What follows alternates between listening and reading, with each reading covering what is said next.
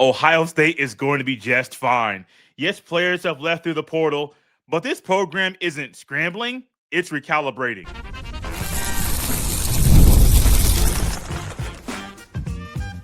You are Locked On Buckeyes, your daily podcast on the Ohio State Buckeyes. Part of the Locked On Podcast Network, your team every day.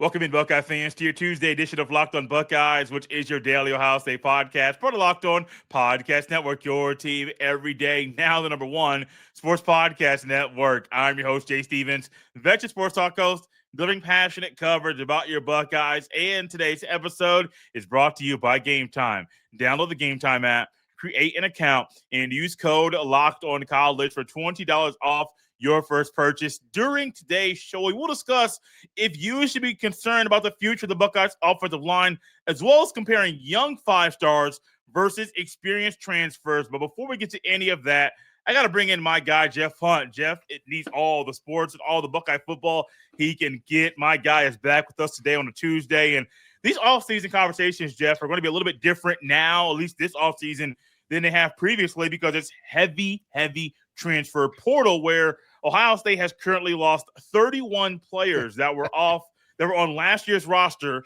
to the transfer portal. When you hear 31 guys, you're thinking, my goodness, the sky is falling. Ryan Day's lost control. Ryan Day has no idea what's going on.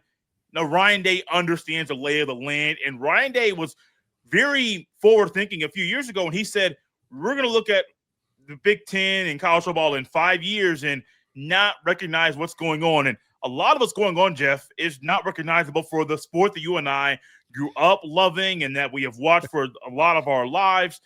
Ryan Day sees this, and Ryan Day sees those guys going off to the portal, and he's even trying to get some guys, at least one of them, to come back to the team. He's not scrambling.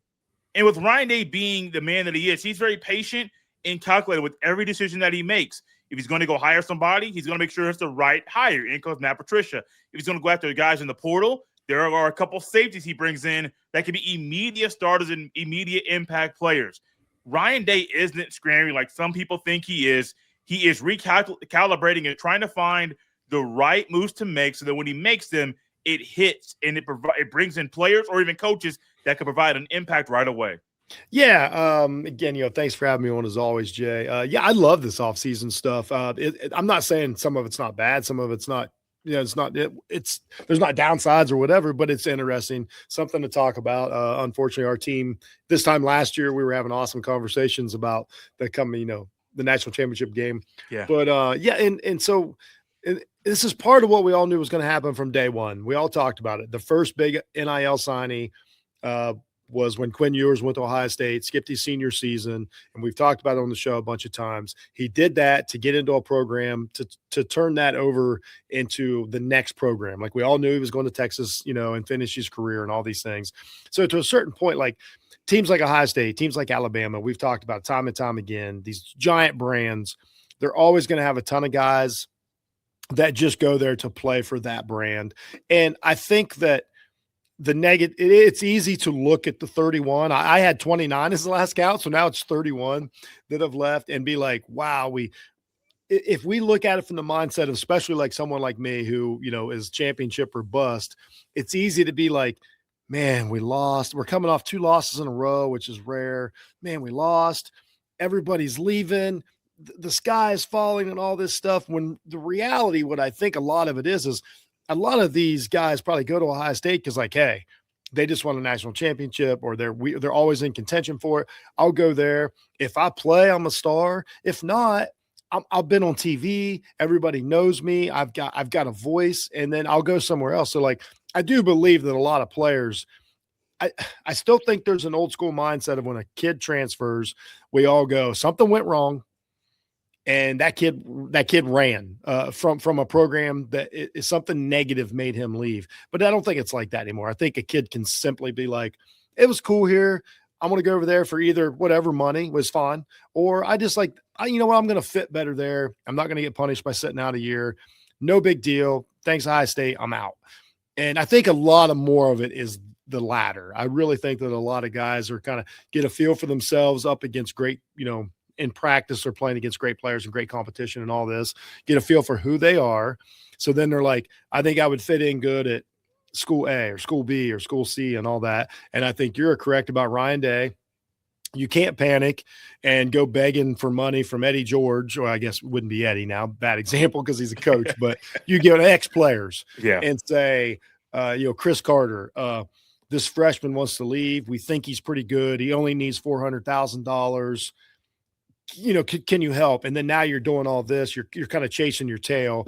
I think it's wild, but we're assuming Day's approach is like, hey, if you think the grass is greener, then you need to go. And I'm going to focus on the guys that are going to make my team better next year, which is what it feels like he's doing. The transfer portal for Ohio State so far has been to get missing pieces or get parts to put them over the top. So I really think that it's not as dire as it seems when everybody leaves. I do think other teams get the benefit from all the talent that Ohio State has, because you know why 30 people aren't leaving every school, because they don't have that many extra talented players to leave. So it's a blessing and a curse at the same time.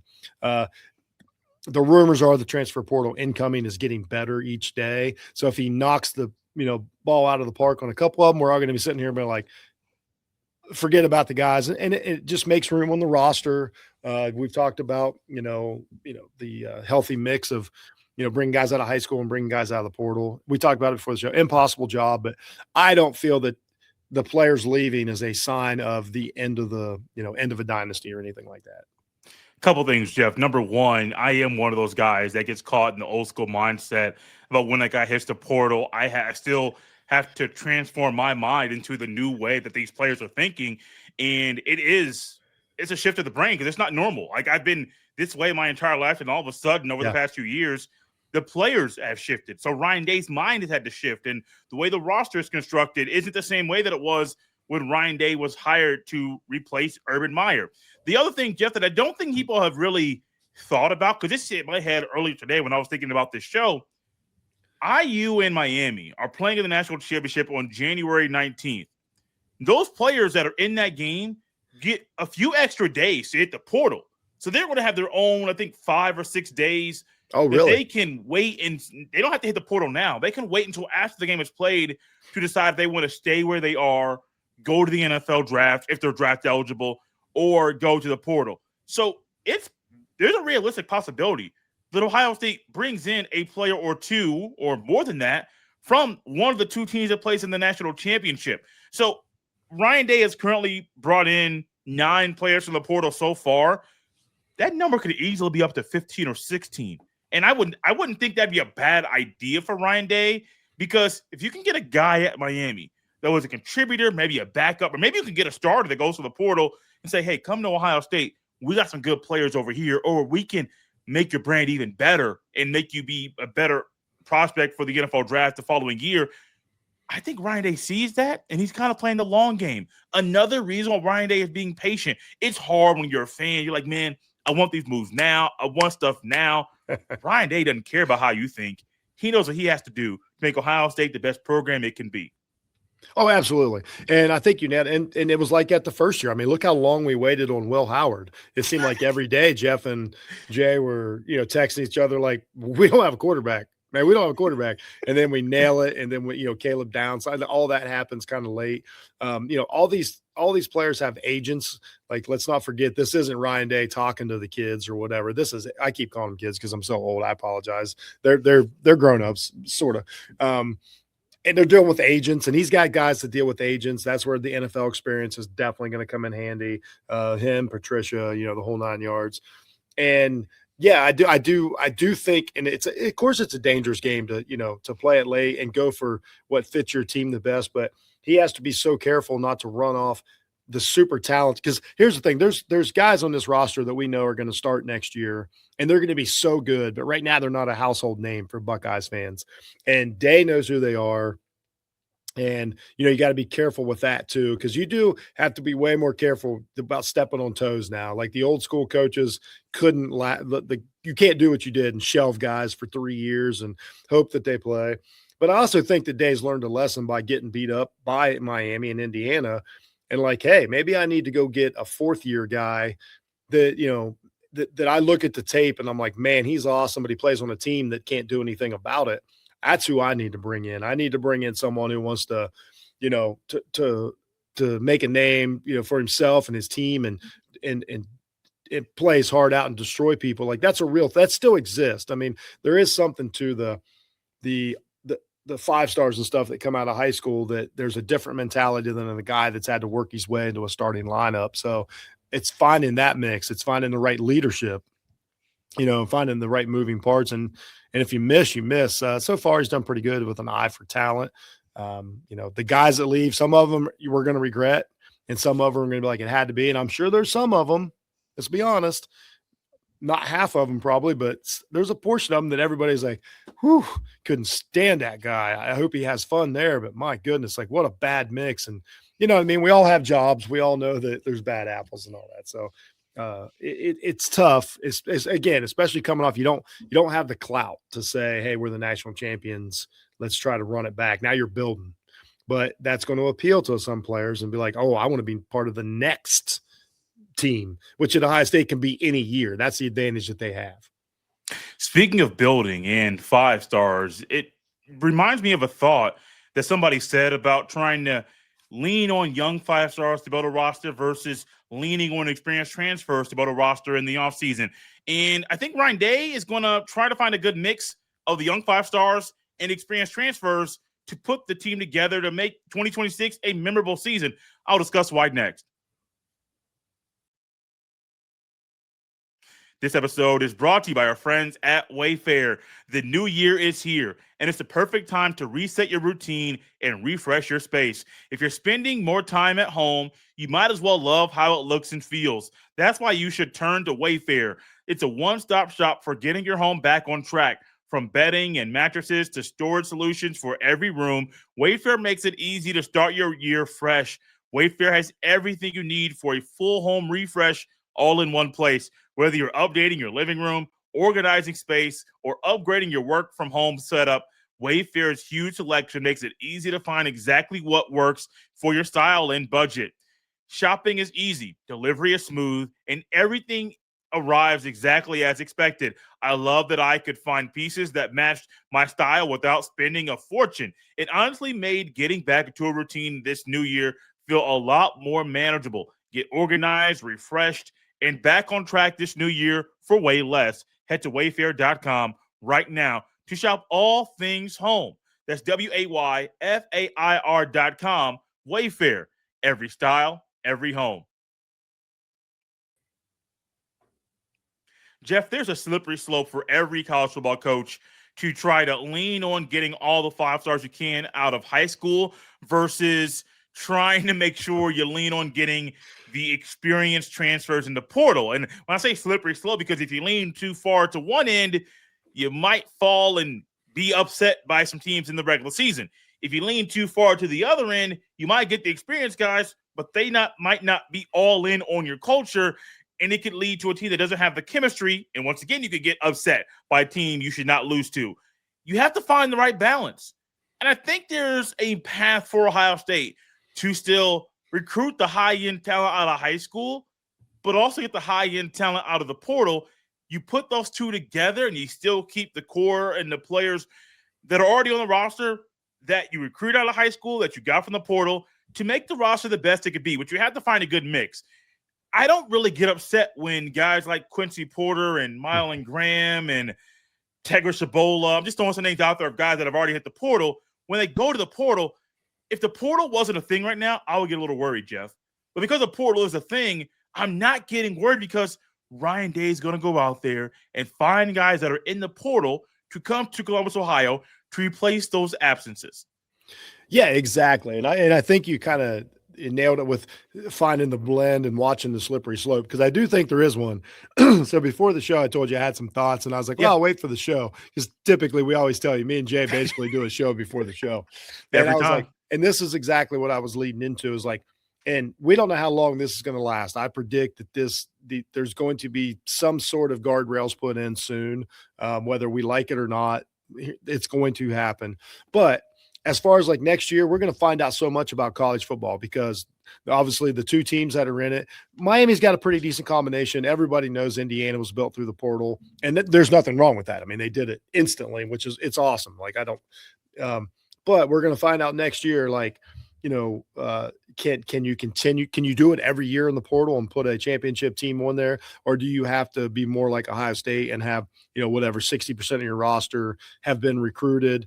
We're going to find out all these answers. Or is another team going to jump up next year and be like out of nowhere, be great, like Indiana, because they nailed it in the portal? Is LSU really is one to watch next year. I looked at their portal incoming, like they've done it. Like they've already built a team that's playoff worthy. Is that going to work? How's the combination of guys? So we're going to learn all these things. I lean towards, and it's probably because I'm an Ohio State fan, and this is how I've lived my whole life, is players wanting to go to Ohio State, players taking huge pride in going to Ohio State, players growing up, in the area, whatever.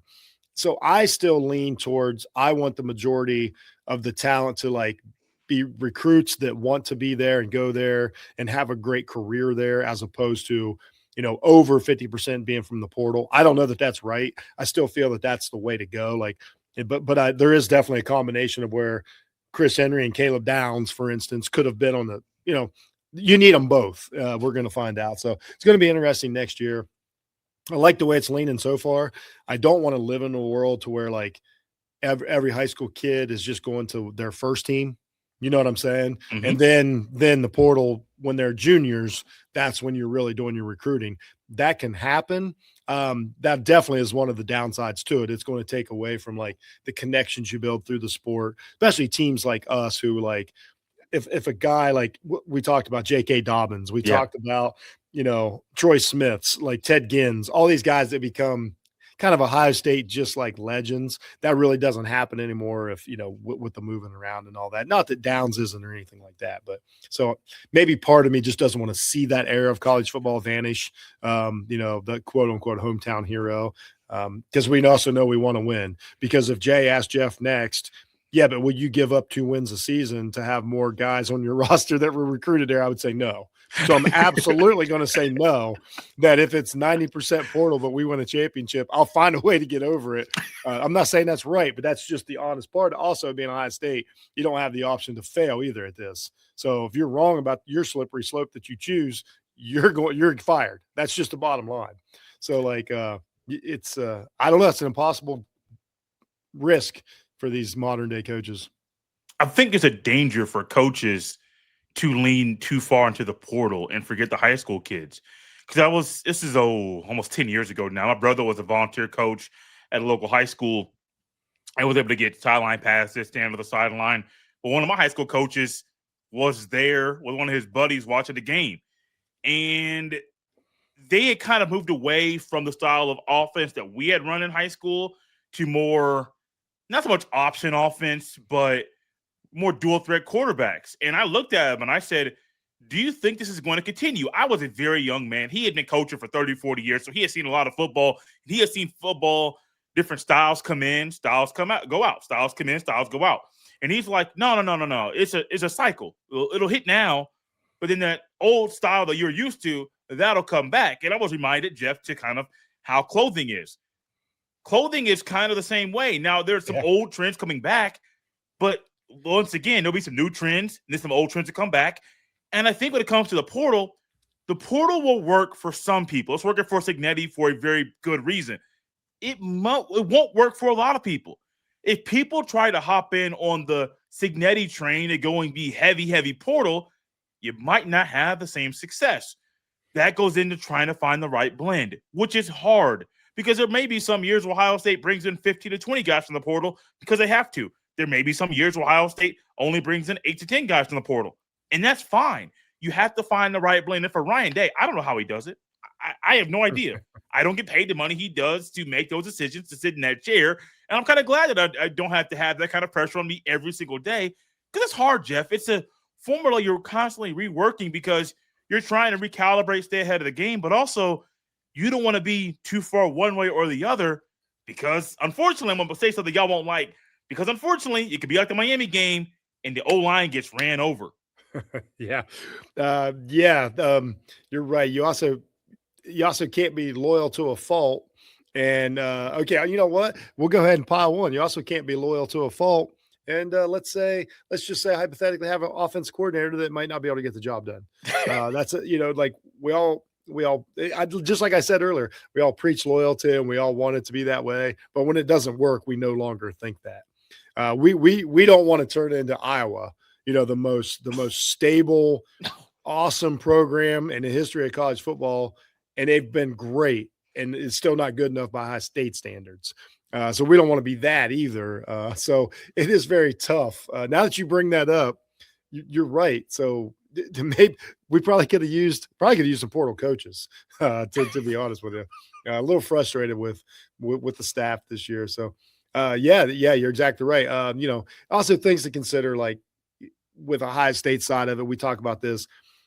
Ohio State's always historically can survive, like you said, any of these cycles that we're going through, because they are basically the most watched college football team in America every year.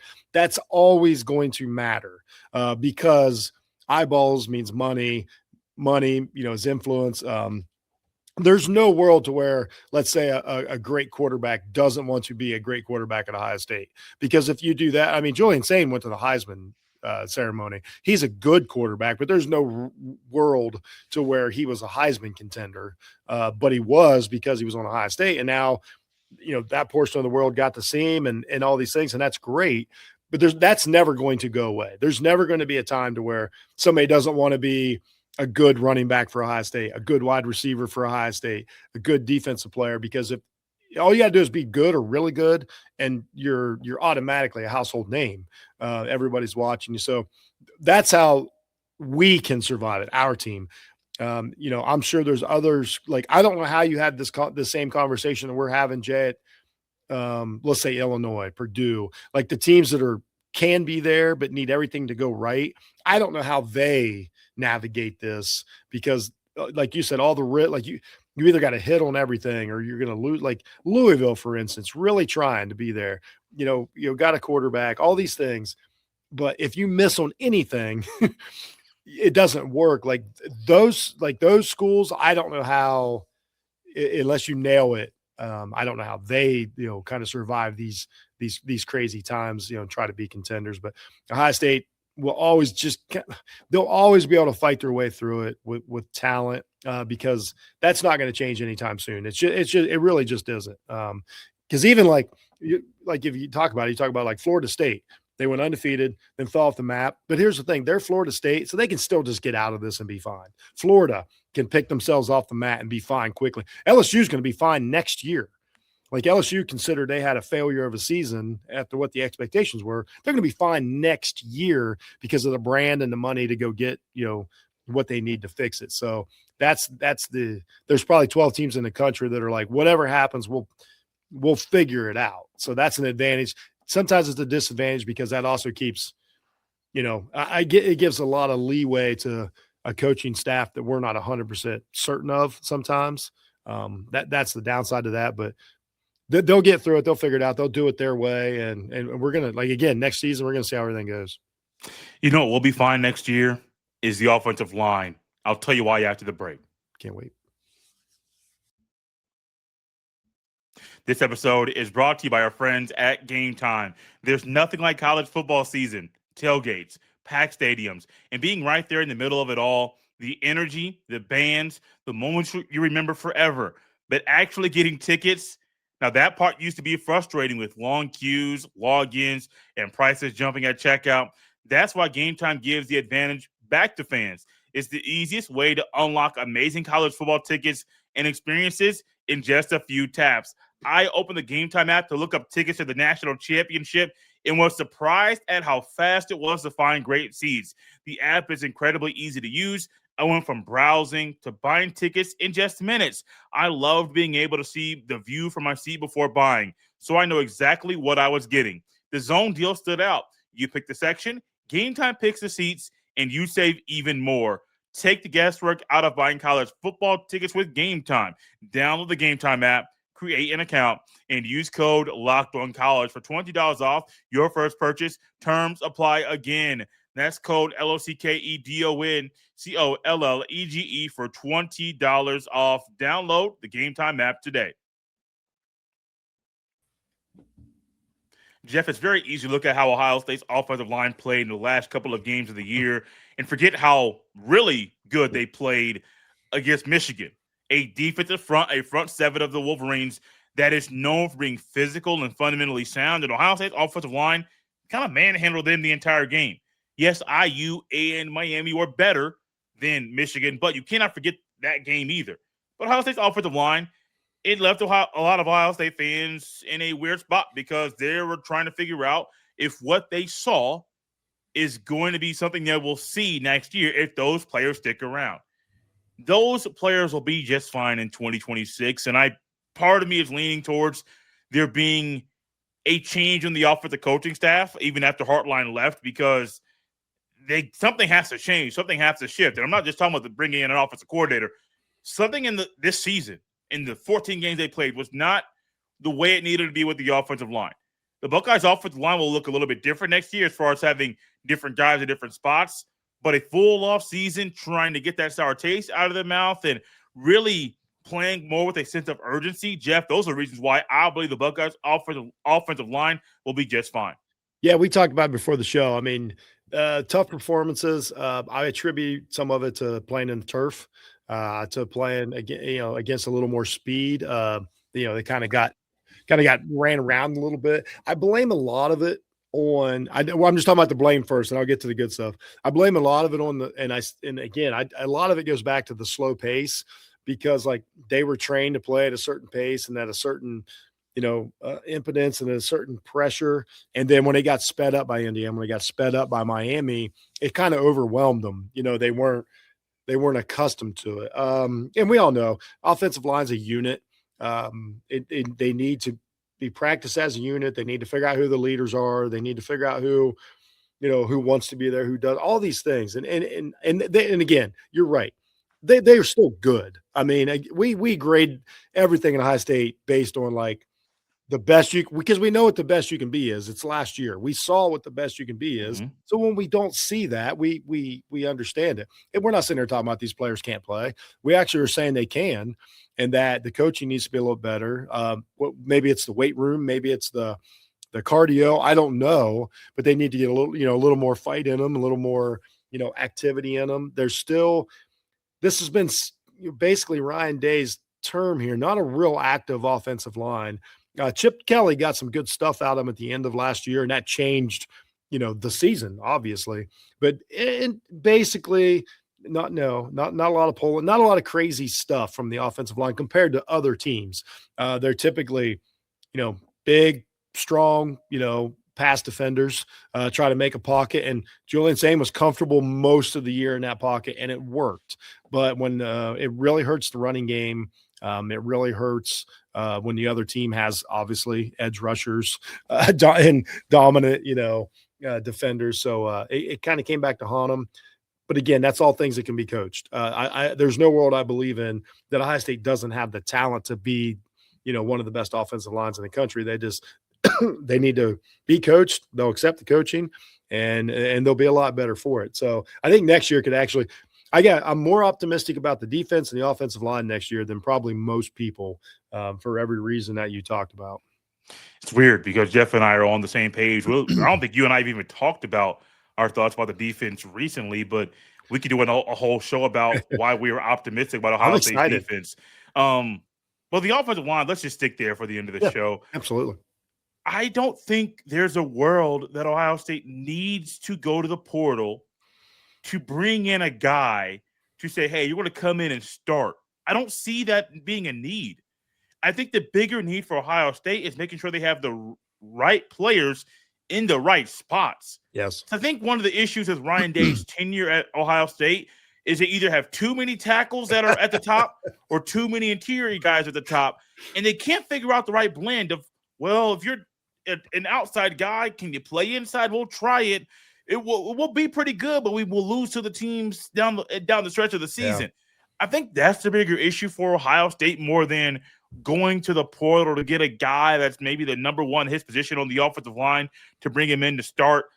I don't think you need to go to the portal to get a starter. You have to coach the guys up. But number two, Jeff, put the players in the right spots on the field.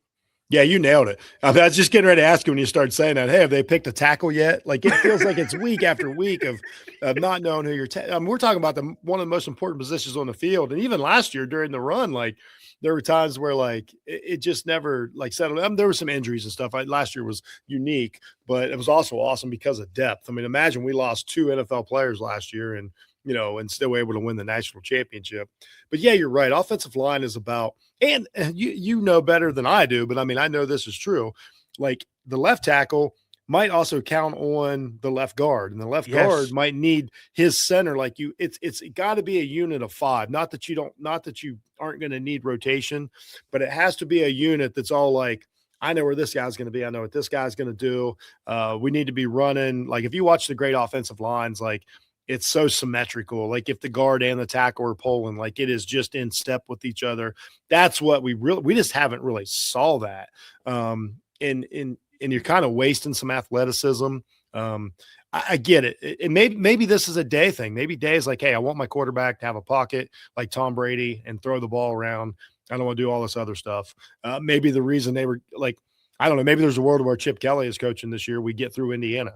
I mean, honestly, like I don't know these answers because Chip Kelly's really good about using his offensive line in the running attack. So maybe this is a situation where Ryan Day needs to take a step back and be like, maybe I need to rethink what I want my offense to look like. So this doesn't happen if we get caught in a position where we're playing like NFL, edge rushers, we can get out of this like we did, a year ago. So he's probably got some soul searching to do himself, but I'm going to have faith in the players that go to Ohio State, get recruited to Ohio State until proven otherwise. And this season, is upsetting as it was, is definitely not proof that we don't have the players. So it's a matter of just he's got to take them up in the next notch, and and things will be good. It may not look as good as it did this year, but it will be. I think it'll be good. Jeff, what are your last thoughts you want to leave the people with for this show? Yeah, that's basically it. Don't get too excited about the portal. Here's what I would say. This is what I do. You see someone come in or someone go out of the portal, go do a little research on them, find out a little bit about them, find out what they did at the other school, find out why they want to leave that school. Cause we're always, first to jump on why somebody's leaving Ohio State and make it negative. Well, we're bringing somebody in. We're excited about it. They left somebody. So like, if you don't think that's negative, then they both can't be true. So maybe players just leave for a better spot and something they're more comfortable with. So just do a little research, get to know a player and be like, you know what, maybe this guy left for a good reason. Maybe this guy's coming in for a good reason, and everything's going to be fine.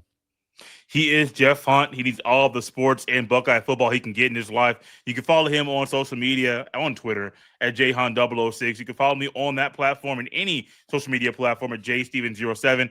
Send every email to jstevens317 at gmail.com. We're out of here, Buckeye fans, on a Tuesday. We'll see you next time.